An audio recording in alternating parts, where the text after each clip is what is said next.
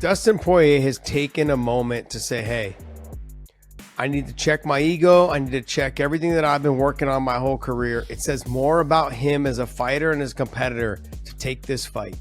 Is Poirier biting off more than he can chew, and will UFC 299 be the end of his time at the top?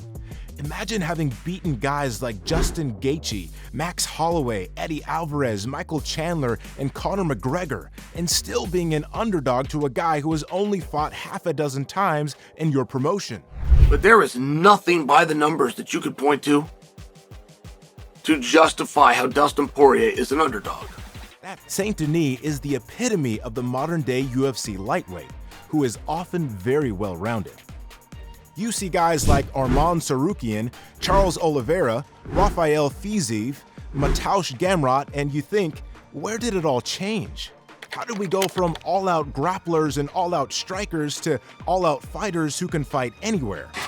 It's safe to say that we have entered the new age of combat, where rising stars are constantly being fed crafty veterans because they are better than their peers were at their age. The newer guys are being promoted at the expense of those who have served the division for years. But that's the circle of life.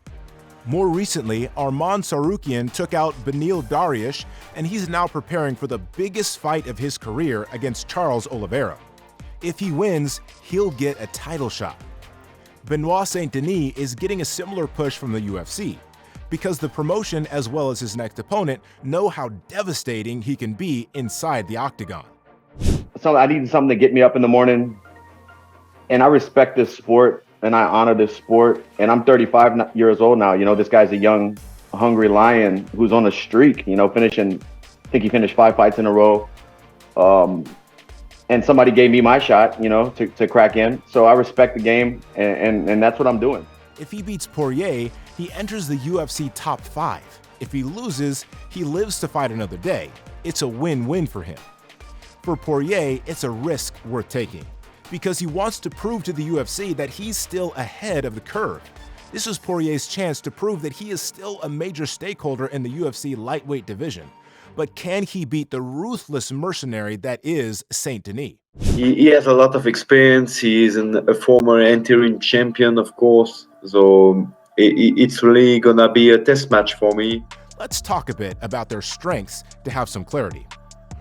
Poirier is one of the best strikers in the UFC lightweight division.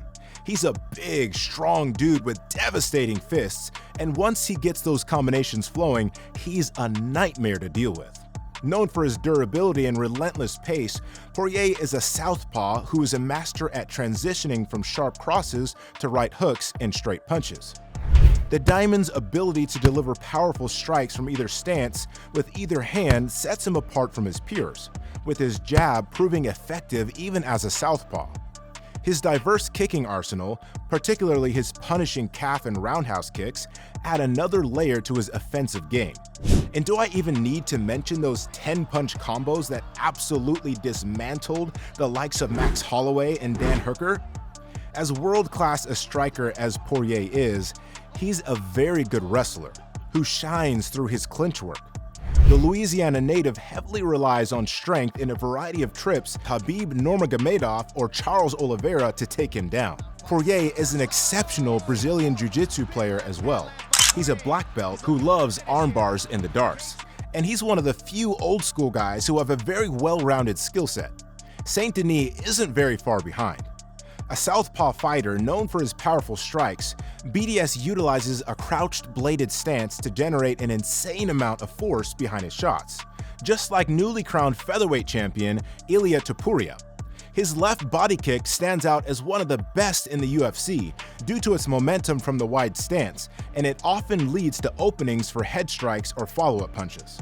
A spinning back fist to counter opponents' right crosses. As far as takedowns are concerned, Saint Denis is pretty darn good due to his judo background. His timing and execution with his duck under double leg takedown is high level, but when he fails to take the fight to mat through this route, an empty stomach is hungrier for glory than a filled one, and that's the issue Poirier is going through right now. Make no mistake about it, Poirier is still one of the best fighters in the world, but he may not be the most hard-working one anymore. On top of that, he is coming off a devastating head kick knockout against Justin Gaethje last year, so we don't know whether he'll have doubts or not. We saw how Kamaru Usman started having doubts after the Leon Edwards knockout at UFC 278 that cost him his title, and we have seen how Alex Volkanovski wasn't as sharp against Ilia Topuria after suffering a head kick knockout loss at the hands of Islam Makhachev. We have seen time and again that fighters fall apart after a brutal knockout loss. They go into a mental prison that they find hard to come out of, and it's even worse when a young and hungry dude at the peak of his powers comes charging at you at the lowest point of your career. To overcome the odds is the real challenge Poirier is facing right now. Maybe Benoit Saint Denis wouldn't have stood a chance against a Dustin Poirier from a couple of years ago. But at this moment in time, the Frenchman's confidence is at an all-time high, with 5 finishes in 5 fights. And I wouldn't be surprised if he catches Poirier with the left high kick or a rapid-fire haymaker and make him fall to the mat and down the pecking order. The momentum is on Benoit Saint Denis' side, and there's a good chance that he will make the most of it. Who do you think will win the lightweight fight between Dustin Poirier and Benoit Saint Denis at UFC 299? Let us know your thoughts in the comments. If you liked the video, please subscribe to our channel and turn on those notifications. Thank you.